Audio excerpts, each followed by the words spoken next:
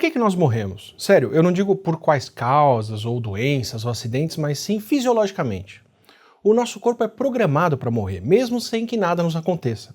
As nossas células param de se multiplicar com o tempo e morrem sozinhas, se tudo der certo. Agora, por quê? Por que a gente não pode fazer como plantas de milhares de anos, ou uma bactéria, que simplesmente se divide em duas quando cresce o suficiente e continua eternamente se multiplicando e fazendo seu metabolismo sem nunca morrer? Sim, uma bactéria viva hoje é parte de uma divisão contínua de bactérias de milhões ou bilhões de anos.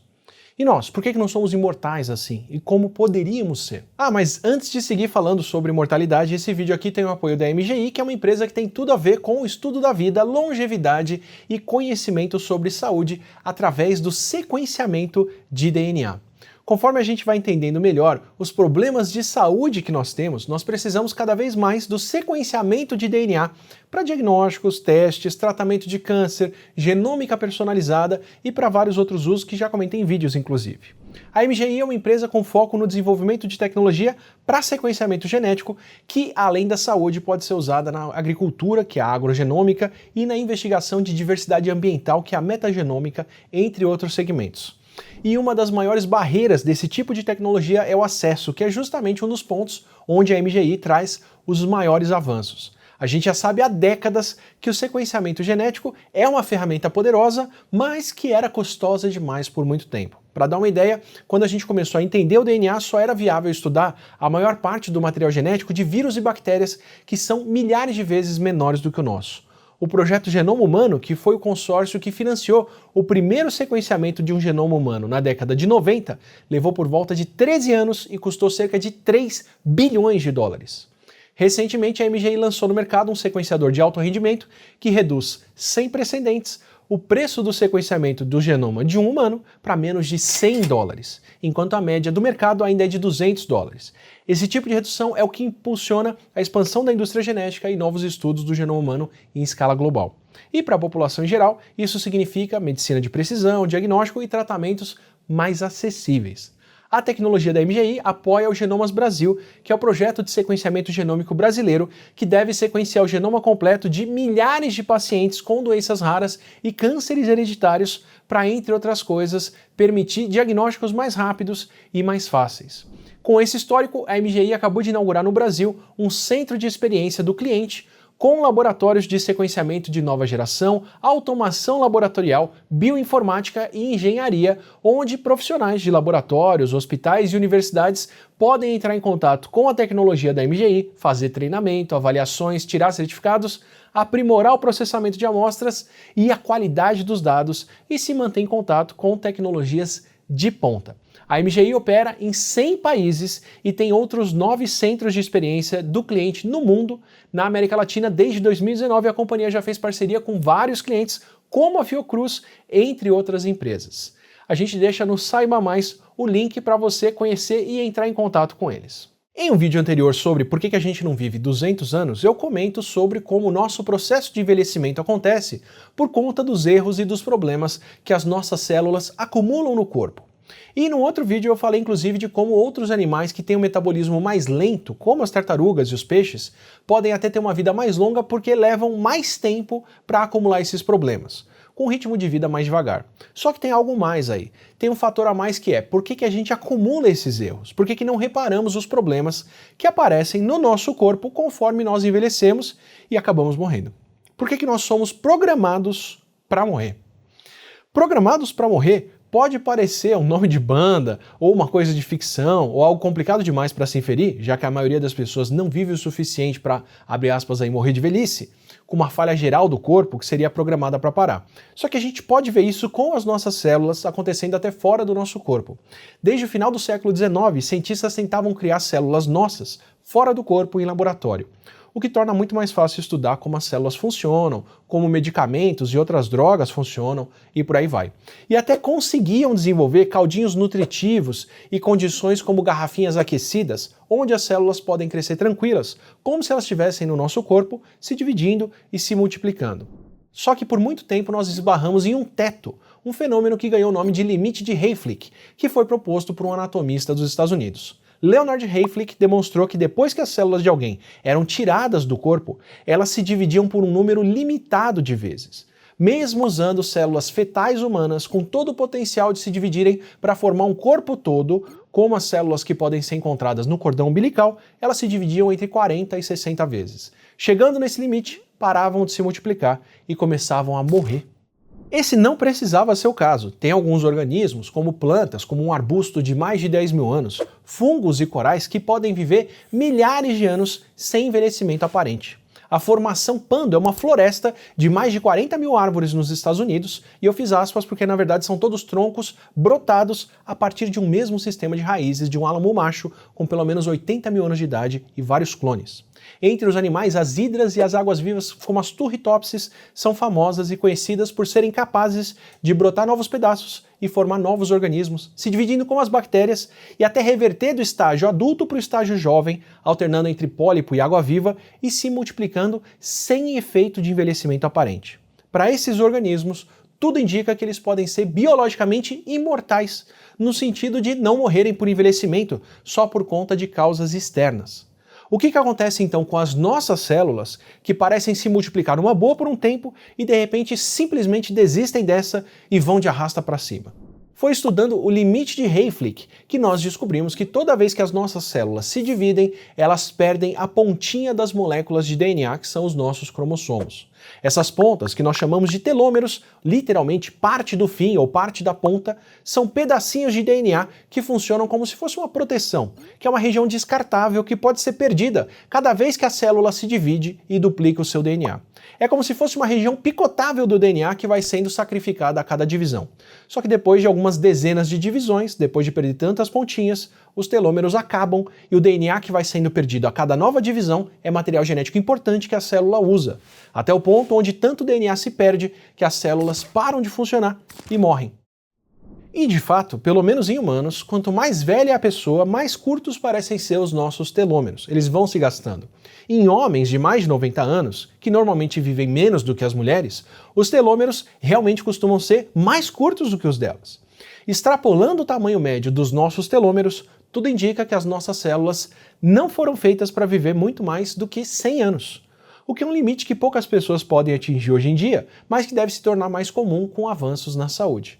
Ou seja, mesmo com tratamentos de saúde resolvendo a maioria dos problemas que a gente pode ter, incluindo o câncer, e tirando as falhas e os problemas que eu comento no vídeo sobre por que a gente não vive tanto, a nossa longevidade natural parece ser de pouco mais de 100 anos mesmo. E essa limitação de tempo pode vir de uma espécie de troca que os mamíferos fazem.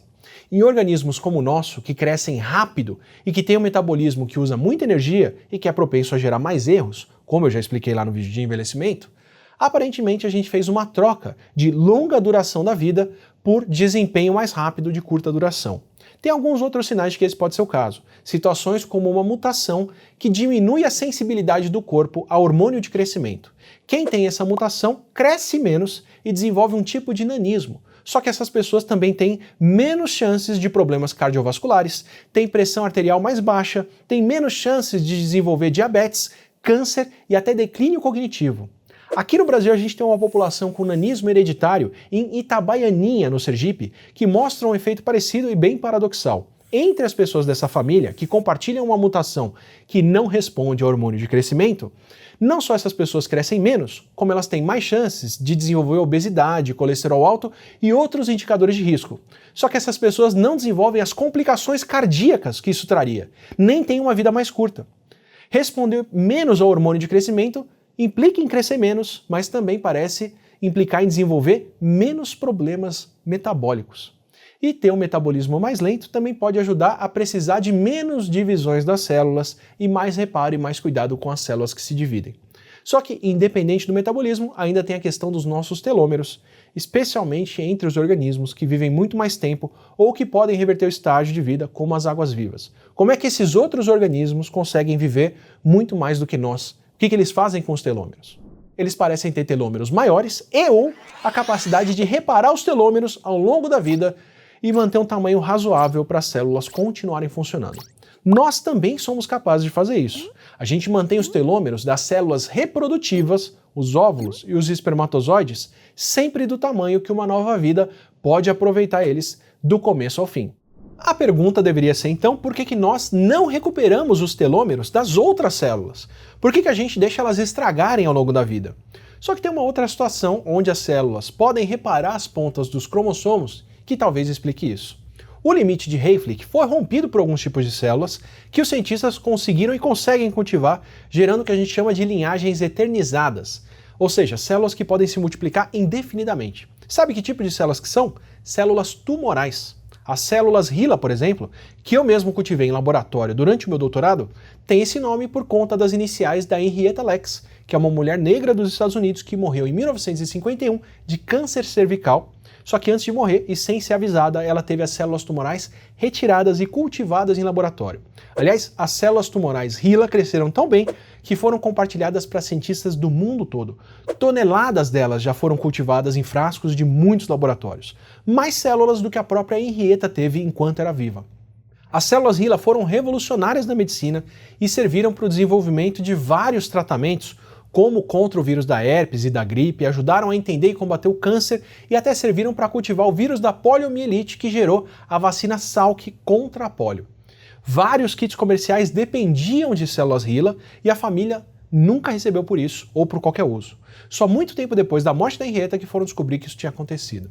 Uma história que é contada e se desenrola no ótimo livro A Vida Imortal de Henrietta Lacks, da Rebecca Skloot, que virou um filme do mesmo nome. Eu recomendo demais a obra, não só pela história marcante, mas por toda a discussão que o livro traz em torno da ética e da falta dela na pesquisa com humanos e como isso se mistura com o racismo na pesquisa com negros, particularmente nos Estados Unidos.